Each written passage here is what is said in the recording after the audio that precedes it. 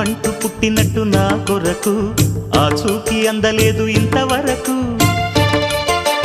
వచ్చింది గాని ఈడు ఒంటి వరకు వేధించలేదు నన్ను జంట కొరకు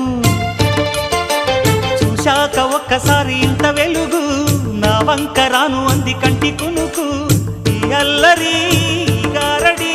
నీ లీల అనుకోనా నీ పేరు ప్రేమ అవునా ఇవాళే నిన్ను పోల్చుకుందా